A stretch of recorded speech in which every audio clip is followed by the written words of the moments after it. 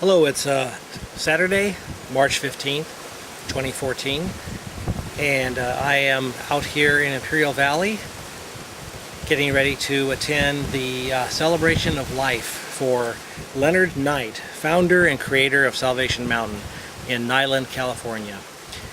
Should be a rather unique activity out here today, but before I head out there, I'll tell you a little bit about how it's going to go down, and also a couple remembrances of Leonard Knight.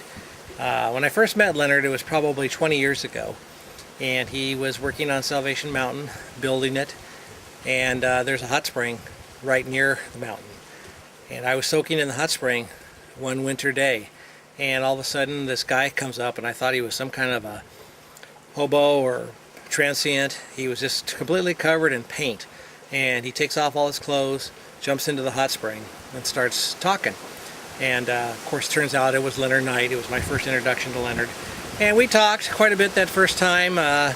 He told me a little bit about what his mission was, what the mountain meant to him, and I was a little bit hesitant because he was on a rather had a rather unique religious perspective, but it was a very simple yet complex perspective. But anyway, I told him, I said, I'm not a particularly religious man in the sense that I don't adhere to organized religion, but I have faith and I believe in God. And he said, that's all you need. He said, that's all you need. You just need faith, you need to believe in God, and you need to have love in your heart, because love is the universal tool of the universe. And that was his message of the whole mountain, although possibly it was biblical based. If you look at all the verses that are on the mountain, they are all from the Bible. But he wasn't about that. He wasn't a proselytizer. He wouldn't try to persuade anybody to change to his religion or his belief. He just wanted everybody to love one another. Well, you have to admire this man's perseverance. He suffered through many, many blazing hot summers out here in Imperial Valley, where the temperature regularly exceeds 120 degrees. He built the mountain with paint, hay, straw, adobe, sticks, just everything, every possible natural material that he could find to construct, to make this mountain. And it's a testament to his perseverance that the thing still stands. One thing Leonard was proud about was in 2003, Senator Barbara Boxer declared Salvation Mountain a national treasure, and this actually got written into the Federal Register. It's also been, there's a group, a folk art group, that has declared it a folk art treasure. So let me just tell you a couple things about Leonard that impressed me about him. Actually, let me share one story I heard yesterday from somebody. He has got a two-part memorial service. Yesterday at Fort Rosecrans in San Diego, there was a military service for him. He was in the Army, and it was very moving. His two nephews and his niece spoke eloquently about what Leonard was like when he was younger, told a few good stories. One story I heard, this was from somebody else who knew him really well, but it wasn't one of the relatives. And he told me this story yesterday. He said at one time he took his girlfriend out to see Salvation Mountain. It was the first date, and this is several years ago. And he got out here to the mountain, and he was trying to impress this girl. She really liked nature and hiking and different things, and she had heard about it and wanted to see the mountain being built. At that time, it was a work in progress, as it always was. Anyway, they came out to the mountain. It was a winter day and during the week, and didn't seem like there was too many people around. They went actually first to the hot spring, which is again Slabs Hot Springs, just south of the mountain. So they drove up, got out of their car, walked over to the hot spring, and the first thing that the girl saw was a man floating face down in the hot spring. Well, she let out a scream, and she told her boyfriend you got to go in there and get that guy, you got to save him.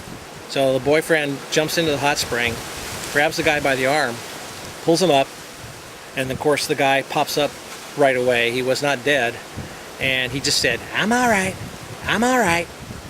Well, that guy was Leonard Knight, and for those who know him, Leonard was able to hold his breath for up to 2 minutes. He had amazing lung capacity, and he used to regularly surprise and impress visitors at the slabs with his ability to stay underwater for so long, just floating. So that was kind of a funny story, but that was kind of, Leonard had a very wicked, unique sense of humor. Anyway, so what's going to happen today? So anyway, yesterday was the ceremony at Fort Rosecrans. I've made a separate video about that. Hopefully that will come out.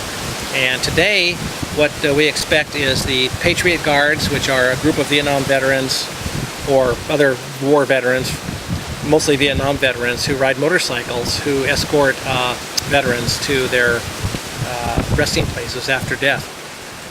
A lot of them knew Leonard. He was very popular in the motorcycle community out here. Salvation Mountain's always been a popular stop for motorcycle clubs and groups. So the Patriot Guards escorted him in the sense, what I mean is they escorted his half of the ashes. Half of his ashes were interred at Fort Rosecrans National Cemetery. The other half of his ashes are coming out to his home out here at Salvation Mountain. So anyway, what you'll see next is I'm going to try to film the arrival of the Patriot Guards. I'll probably climb on top of the peak that is Salvation Mountain to get a good vantage point. And I expect there'll be quite a few speakers telling some stories about Leonard. I suspect his family members, the 2 nephews and niece, will be here as well. And they're going to give everybody an opportunity to paint a flower, which is probably what Leonard wanted. They're going to give everybody a little dab of cup of paint and a paintbrush, and then everybody's going to have an opportunity to walk over to the mountain and freshen up a flower. That's what it was all about for Leonard. It was all about participation and believing. So that's pretty much how it's going to go down. Should be a fun day. So I'm going to videotape most of that, and hopefully this introduction is not too long. So enjoy.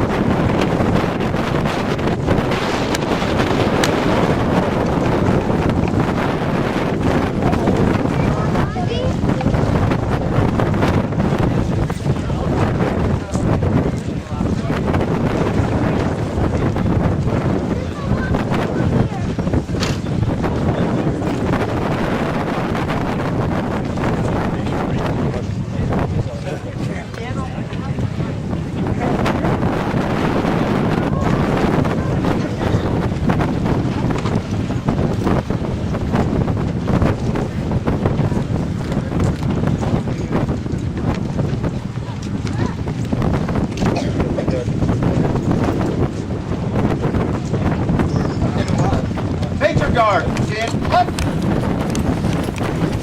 American hero, going home. Breathe, stand, home.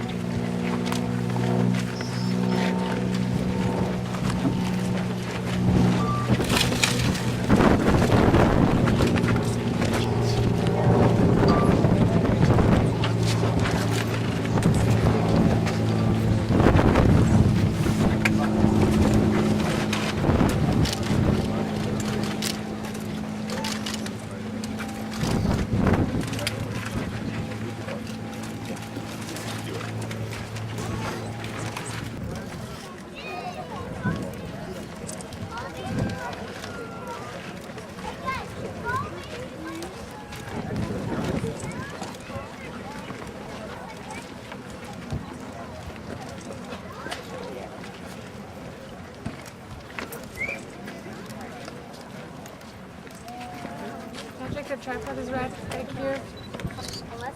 The tripod is over there. Okay. Where's it? Meet me By the... there. I'm right there.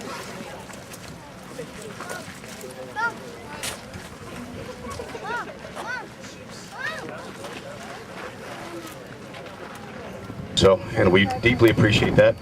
And then they call that a mission, and they asked us if they could do a second mission to come out here, as you witnessed today.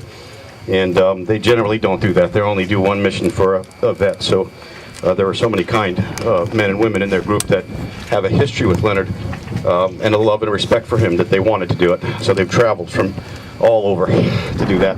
So I'd like to invite the commander, Lorenzo, up to say a word on their behalf.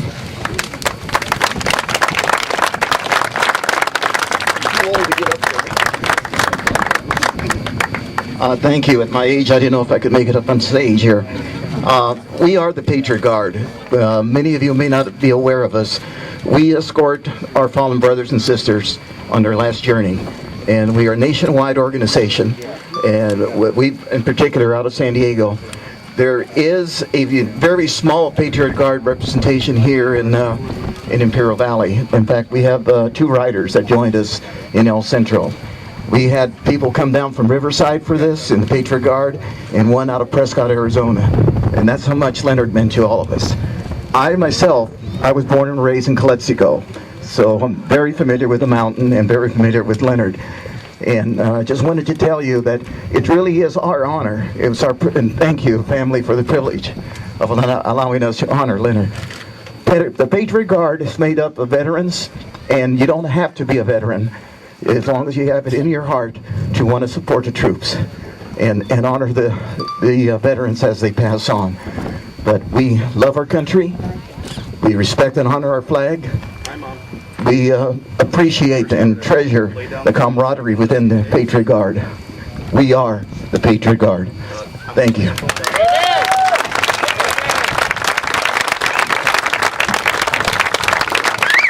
Thank you. God bless you guys. Ask the Lord to bless their trip back and safe rides to all their homes and destinations.